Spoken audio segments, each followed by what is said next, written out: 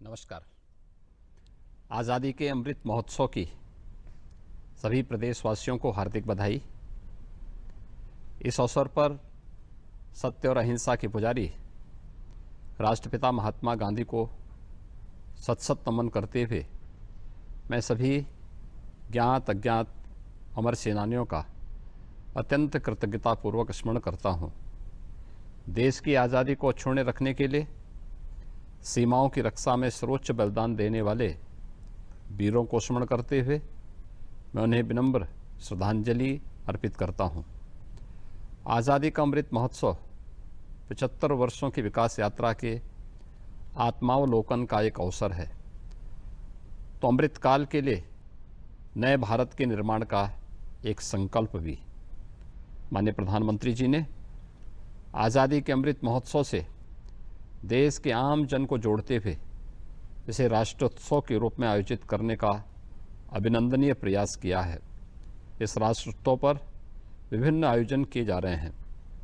चौरी चौरा शताब्दी महोत्सव का आयोजन, क्रांति भूमि मेरठ में प्रथम स्वाधीनता संग्राम वीथिका, शाहजहांपुर में शहीद संग्रहालय, बहराइच में महाराजा सोहेलदेव स्मारक, लखनऊ में भारत रत्न डॉक्टर भीमराव अंबेडकर स्मारक एक सांस्कृतिक केंद्र की स्थापना की कार्रवाई अमृत महोत्सव वर्ष को अविस्मरणीय बना रही है।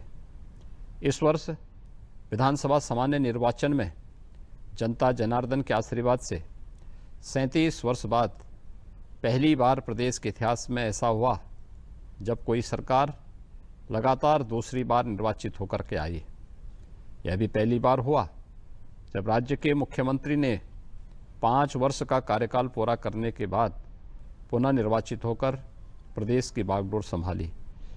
3 जून को तत्कालीन राष्ट्रपति माननीय श्री रामनाथ कोविंद जी, माननीय प्रधानमंत्री श्री नरेंद्र मोदी जी आज़ादी के अमृत महोत्सव श्रृंखला में मेरा गांव मेरी धरोहर अभियान के अंतर्गत जनपद कानपुर देहात के ग्राम परोख में आयोजित समारोह में सम्मिलित हुए।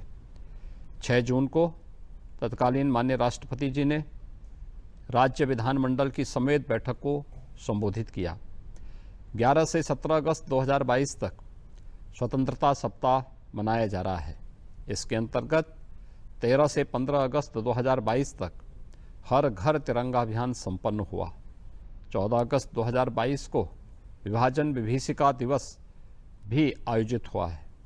हर घर तिरंगा अभियान में हर घर, हर स्कूल, सरकारी तर गैर सरकारी कार्यालयों एवं व्यावसायिक प्रतिष्ठानों पर भारत की आन, बान और शान का प्रतीक तिरंगा फहराया गया।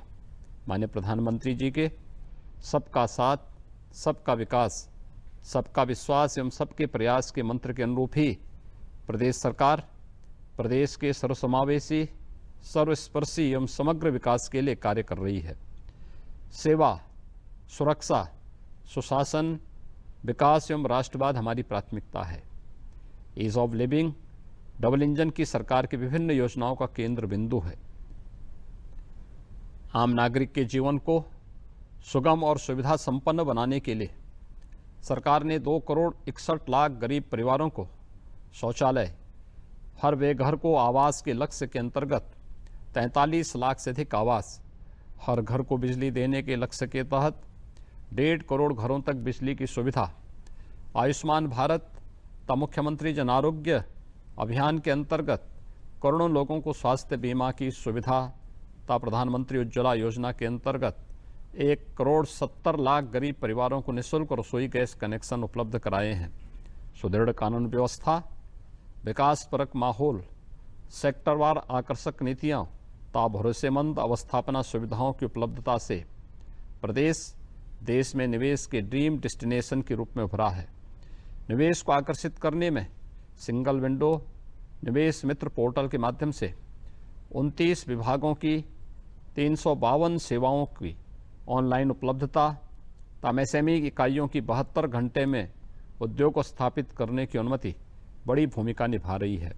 कारोबारी सुगमता की दिशा में राज्य सरकार के नियोजित प्रयास का यह परिणाम रहा है कि ease of doing business ranking में प्रदेश देश के अग्रणी प्रदेशों में एक है।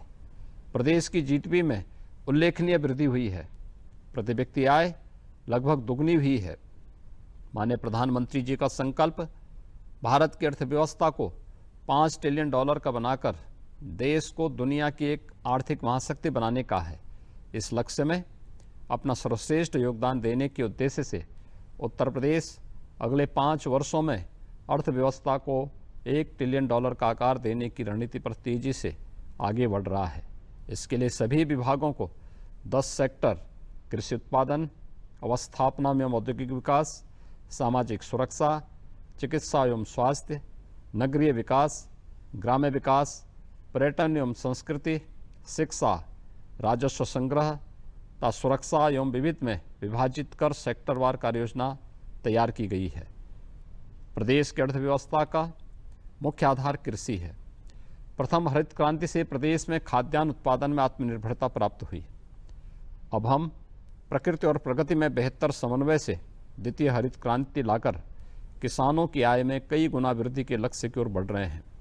पवित्र गंगा नदी के तटवर्ती 27 जनपदों एवं बुंदेलखंड के 7 जनपदों में गौ आधारित प्राकृतिक खेती को प्रथम चरण में लागू किया है।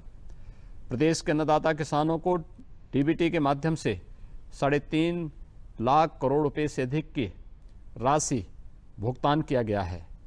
उत्तर प्रदेश ग्रीन ईंधन के क्षेत्र में लंबी छलांग लगाते हुए अकेले एक वर्ष में 107.21 करोड़ लीटर इथेनॉल का उत्पादन कर देश का सबसे बड़ा इथेनॉल आपूर्तिकर्ता राज्य बन गया है।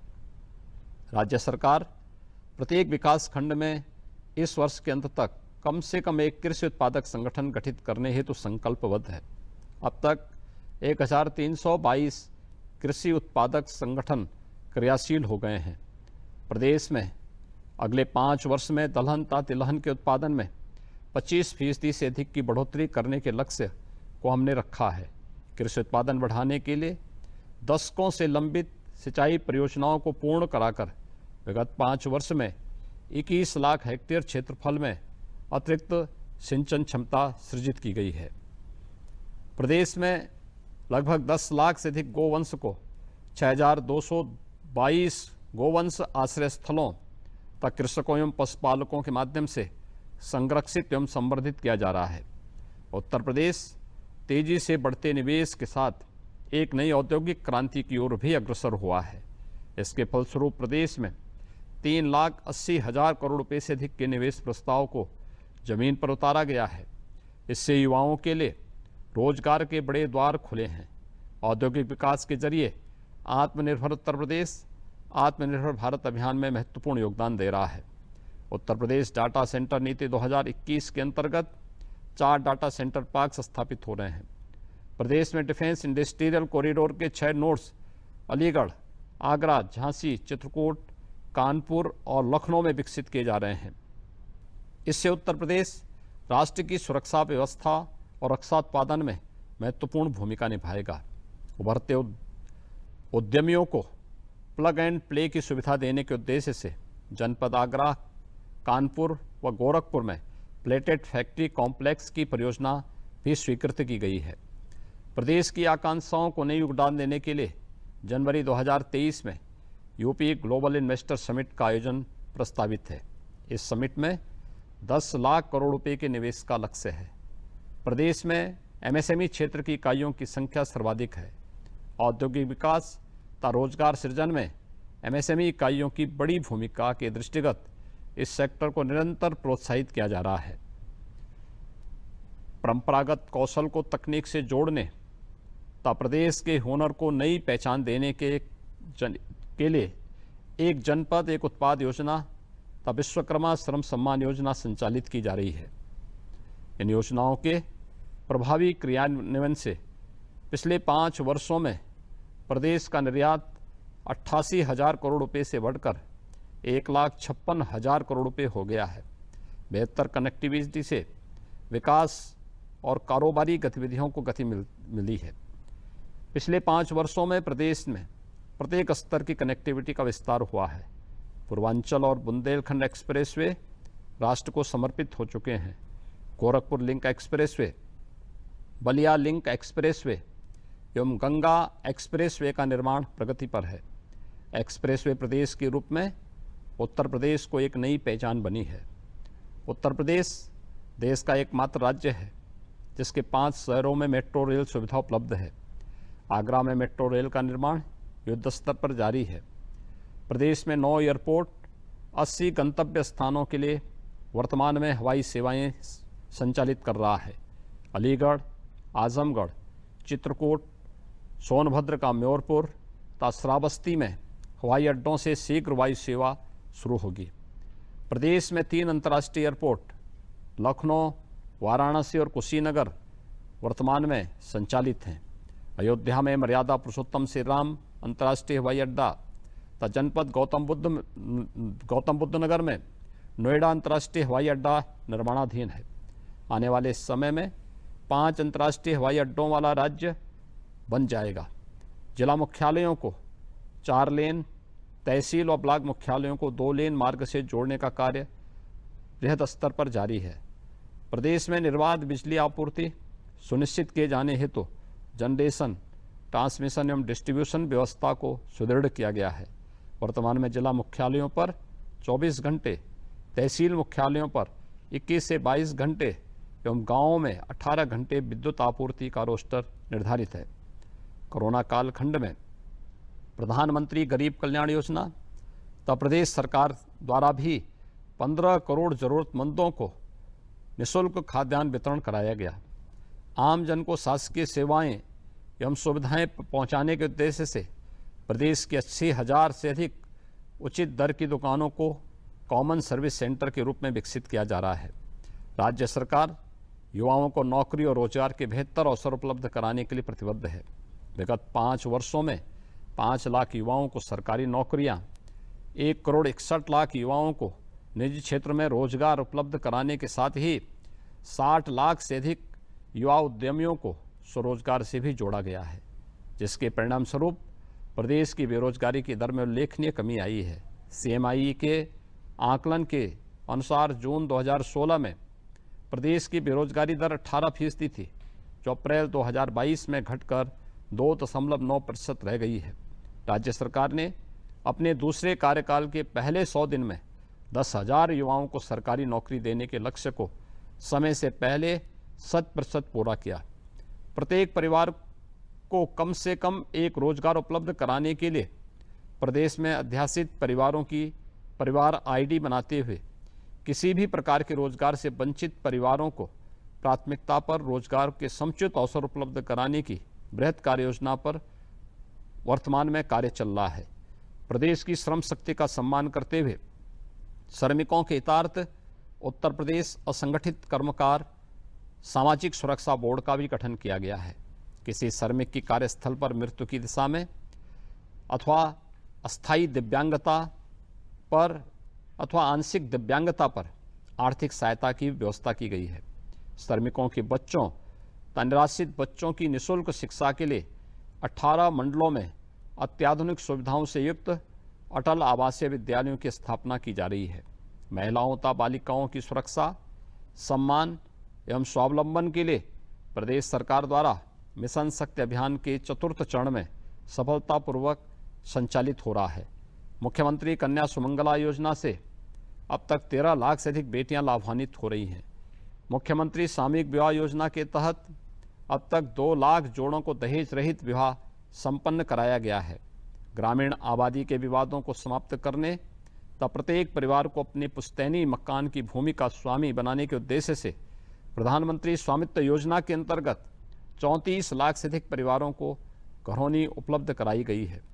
जालौन प्रदेश का पहला जनपद है जहां 100% घरौनी उपलब्ध कराई जा चुकी है। प्रदेश के ग्रामीण क्षेत्रों में विभिन्न योजनाओं के अंतर्गत 10 लाख से अधिक स्वयं सहायता समूह गठित करते हुए 1 करोड़ से अधिक महिलाओं को इसके माध्यम से स्वरोजगार से जोड़ने का कार्य भी हुआ है। हम शिक्षा के स्तर को गुणवत्तापूर्ण तथा रोजगारपरक बनाने के लिए निरंतर प्रयासरत हैं। प्रदेश में प्राथमिक, माध्यमिक, उच्च, व्यावसायिक एवं तकनीकी शिक्षा पाठ्यक्रमों को राष्ट्रीय शिक्षा नीति के अनुरूप निर्मित किया गया है। ऑपरेशन कायाकल्प के अंतर्गत 1,42,000 से अधिक परिषदीय विद्यालयों को बेहतर सुविधाओं से संतृप्त किया गया है। स्कूल चलो अभियान के तहत विगत 5 वर्ष में छात्र नामांकन 60 लाख से अधिक वृद्धि हुई है।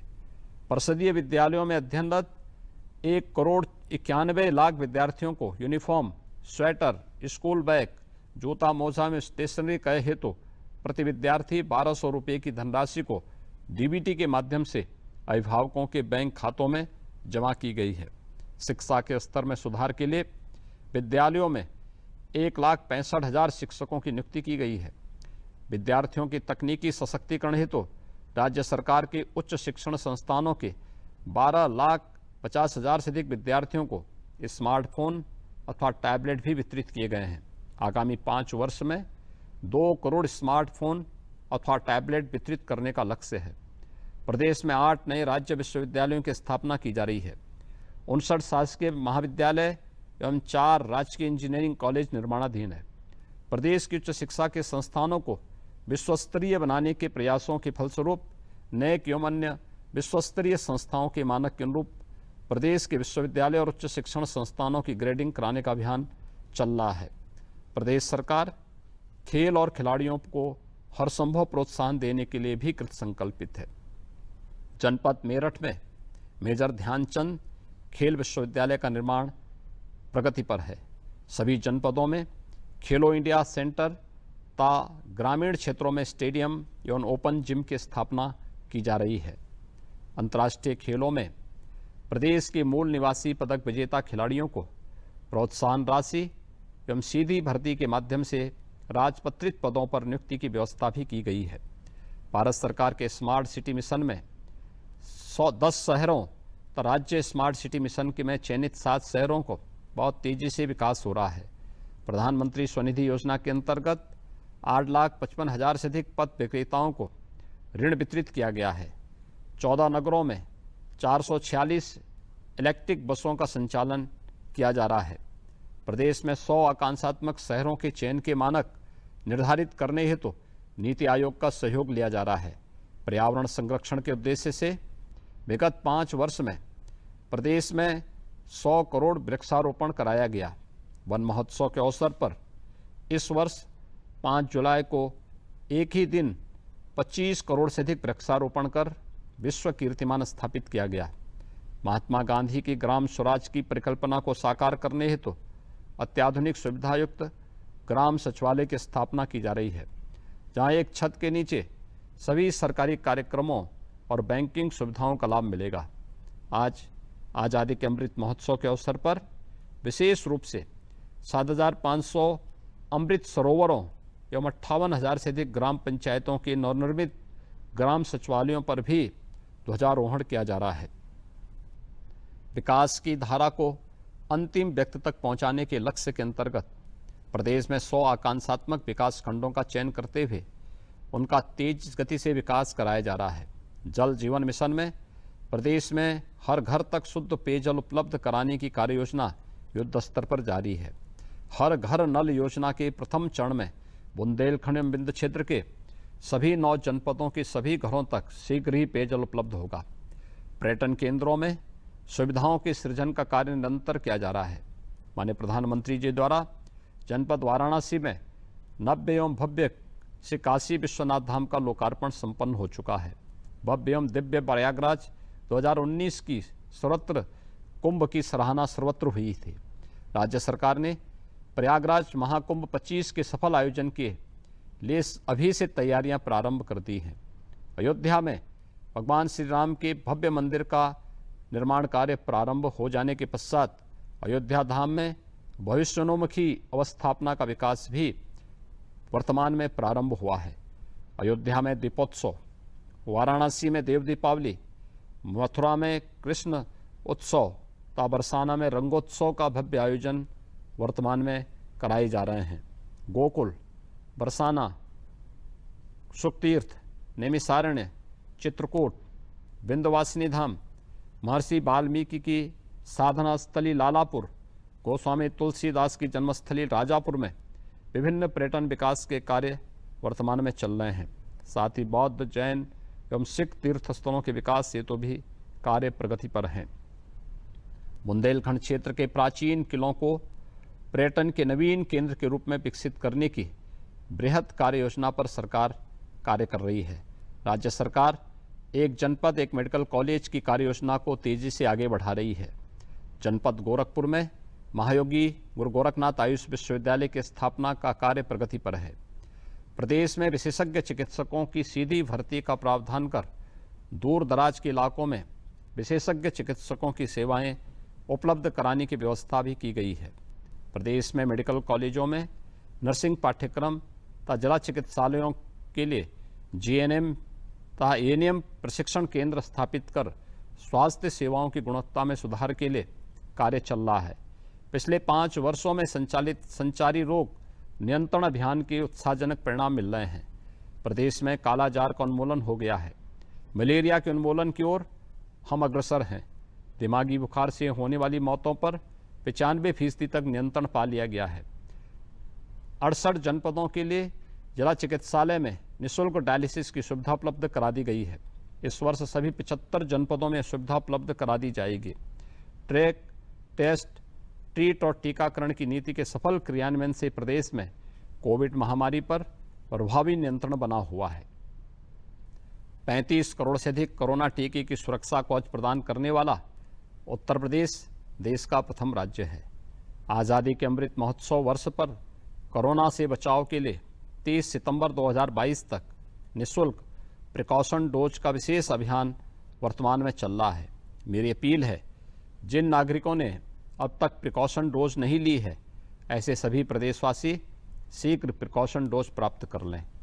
पंडित दीनदयाल उपाध्याय राज्य कर्मचारी कैशलेस चिकित्सा योजना के अंतर्गत सरकार के कार्मिकों, पेंशनर्स तथा उनके आश्रितों को कैशलेस चिकित्सा सुविधा प्रदान की जा रही है।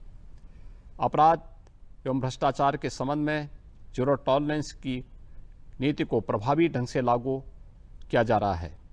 इससे जनता में सकारात्मक संदेश गया है।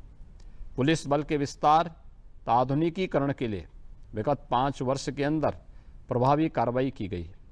निष्पक्ष एवं पारदर्शी ढंग से पुलिस बल में 1,54,000 कार्मिकों की भर्ती की गई। लखनऊ तथा गौतम बुद्ध नगर के साइबर क्राइम थानों के अलावा 16 परिक्षेत्रीय मुख्यालयों पर साइबर क्राइम थाने तथा सभी 1,537 थानों में साइबर हेल्प डेस्क स्थापित किए गए हैं। 112 यूपी परियोजना को और अधिक जनोपयोगी बनाया गया है। Women power line 1090, GRP fire service, महिला हेल्पलाइन 181 सेवा का एकीकरण किया गया है। वर्ष 2017 से अब तक माफिया और पेशेवर अपराधियों से 3,000 करोड़ रुपए से अधिक की अवैध संपत्ति जब्त की गई है। वर्तमान सरकार के प्रथम 100 दिन में माफिया और अपराधियों की 844 करोड़ रुपए से अधिक की संपत्ति जब्त की गई।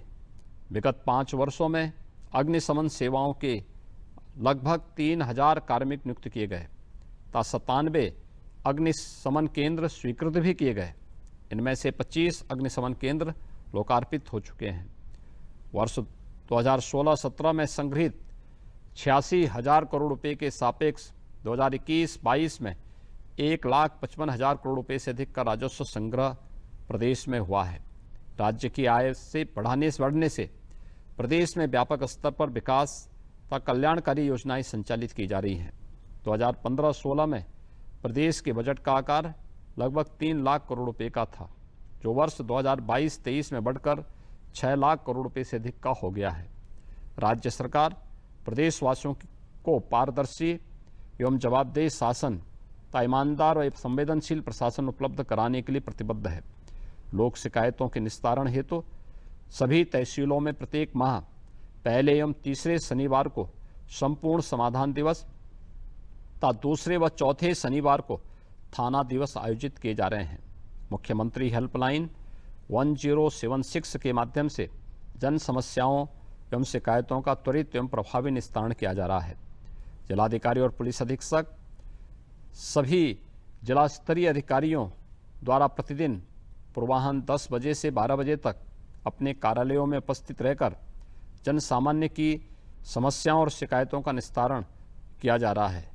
प्रदेश सरकार के मंत्रीगण समूह के माध्यम से प्रदेश के मंडलों का भ्रमण कर सरकार आपके द्वार के अनुरूप जनता से संवाद स्थापित कर जन समस्याओं के समाधान तथा विकास कार्य संचालित करने के विशेष प्रयास प्रारंभ कर रहे हैं। उत्तर प्रदेश ई गवर्नेंस के क्षेत्र में अग्रणी राज्य है। इसी क्रम में ई पेंशन पोर्टल प्रारंभ किया गया है। अपने पेंशन धारकों को यह सुविधा उपलब्ध कराने वाला उत्तर प्रदेश देश का पहला राज्य है। उत्तर प्रदेश में विगत 5 वर्षों में विकास और सुशासन की नींव तैयार हुई है। इस नींव पर आगामी 5 वर्षों में प्रगति और समृद्धि की भव्य इमारत आकार लेगी और नया उत्तर प्रदेश माननीय प्रधानमंत्री जी के विजन के अनुरूप नए भारत के सपनों को साकार करने में महत्वपूर्ण भूमिका निभाएगा। आइए इस अवसर पर हम सभी उत्तर प्रदेश को एक समृद्ध एवं खुशहाल राज्य बनाने के लिए संकल्प लें। अमर शहीदों के प्रति यही हमारी सच्ची श्रद्धांजलि होगी। जय हिंद।